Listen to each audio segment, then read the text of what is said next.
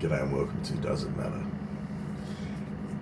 I watched Pauline Hanson's, I watched most of her, often sort of in semi-coherent speeches.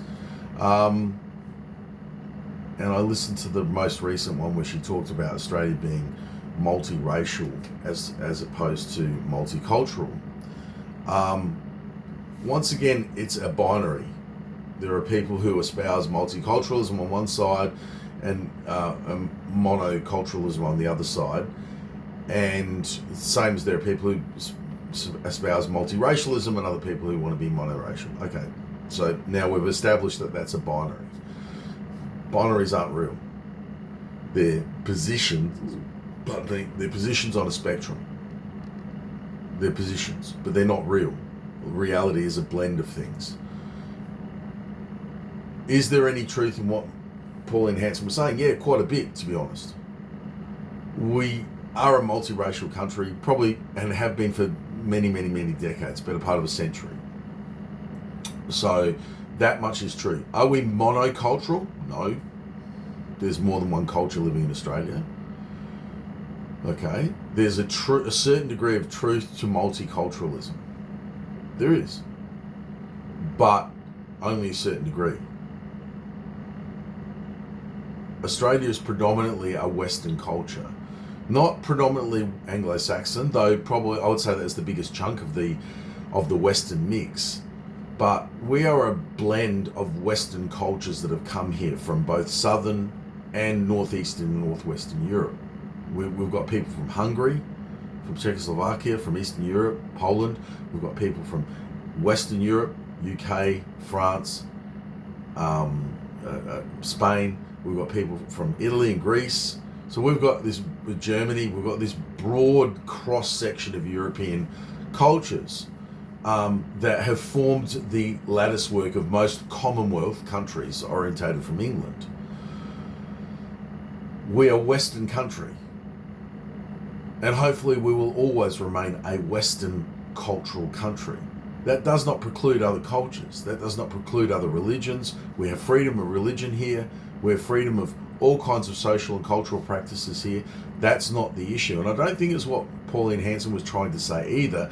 She's not a particularly good speaker, and I don't think she arranges her thoughts very well. But I understand the sentiment because I've spoken to a lot of people like her. And unlike most of my fellow left brethren and frethren, who seem to be more pedantically concerned with the narrowest of definitions rather than understanding the broad picture, I try to understand the broad picture. I speak to the common person. I understand what the working class, being part of the working class myself, what the working class go through. And the left doesn't anymore. The left is as divorced, or possibly more divorced even in its own unique way, as the right is. Both of the duopolies have failed people. The duopolies are failing all over the world for that reason. Binary thinking. Either or. Dumb. Nor are we tabula rasa, blank slates to have multiculturalism poured down our throats. That's bullshit too. It's all bullshit because it all relies on this simplistic models of thinking. The reality is we're a Western culture. And we want to remain a Western culture because it's Western culture that has lifted the world out of the barbarism that it was in. Now, did it use barbarism to do that? Yes, it did. I'm glad it did, because if it hadn't, it wouldn't have succeeded. And that's part of the reality, the pragmatism of my approach. I don't deny that the world works brutally. Get used to it. It always will to some degree. Even in the enlightened future utopia that we may be lucky enough to exist in, there'll still be that element to it at some times in some context because it's required. It's always going to be required. There'll be a scarcity, there'll be a fundamental philosophical schism, and there'll be conflict because of it. And if you don't like that, or you think that's avoidable, again, I have a bridge on the moon to sell you. You're an idiot. Don't be an idiot. Don't waste the brains. Evolution spent millions of years evolving in you on stupid, simplistic, binary thinking. The reality is that this country needs to remain Western for very good reasons. And if you wish to explore those reasons, I'm happy to discuss them with you personally and through my videos. Okay? Western culture is the superior culture. It doesn't mean other cultures don't have enormous amounts to offer and contribute. But Western culture is more important in some salient ways. And I will defend that against and with anyone. Easily, comfortably. It's not even a hard argument, okay? Which is why I find particularly those on the left won't argue with me, won't debate it with me, because they can't really defend it. The facts don't support any of their so-called debunking. We're a Western culture. We should remain a Western culture. But if you're Chinese, Indian, Muslim, Hindu, whatever, bring all the beautiful shit that comes with you. Leave the nasty shit where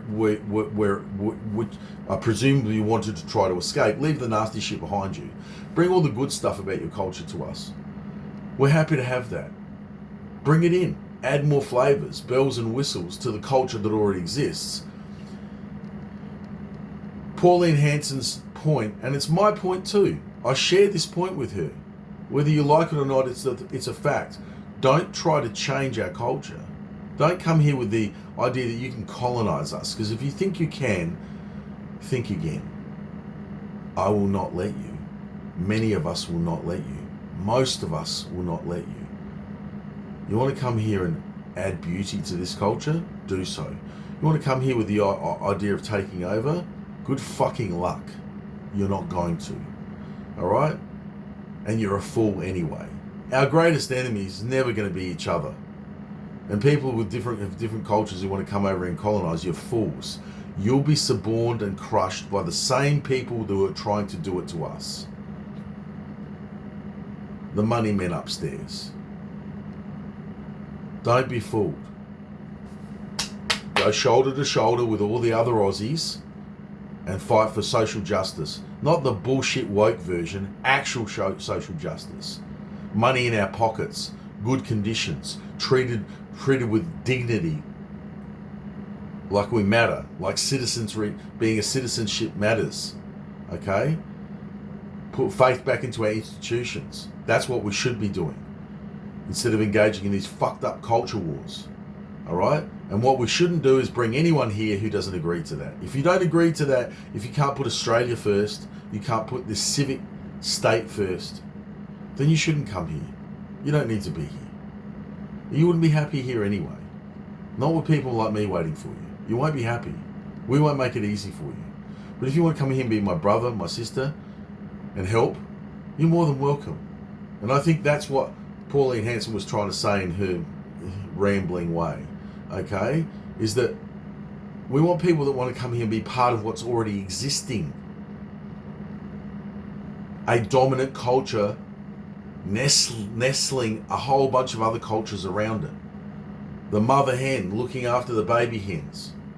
That's a model that works. If you don't like it and you want to call it condescending or patronizing, well, fuck you too. I don't care. I don't care. Call it whatever you want. It's reality. Multiculturalism with a whole bunch of equally balanced peers. What a load of bullshit. It's like equality of outcome ideas. It's insane. It can't work. It doesn't work in nature at all. If you don't believe me, look up the Pareto distribution. It'll give you an open window into why that doesn't work. Nature is asymmetrical. It has balance, but it's an asymmetrical balance. And if you don't understand that, this is probably a conversation beyond you. You need to do some more research. The reality is that cultures function with one dominant culture and other cultures nestled around it. That's a fact. If you don't like it, don't like it. There are many truths I hold in my heart that I don't like, but they're true. Just because I don't like them doesn't mean they're not true. In fact, one of my litmus tests for whether something's true is, does it make me uncomfortable? Does it disturb me? Does it rankle me? There's a good chance there's some truth to it. I need to explore that at the very least. And I urge you to explore that as well. Pauline Hanson wasn't entirely wrong. She's not entirely right either. We are multiracial and we are multicultural, but there has to be a dominant culture. And that dominant culture is the one that has led the world out of slavery, led the world to a far more enlightened state than has ever existed before. Far more affluence, far less poverty. The list goes on. Does it have problems? Yeah, it does. Capitalism's currently busy shooting itself in the foot due to monopolisation and greed. But again, problems to solve, not houses to burn down. Oos.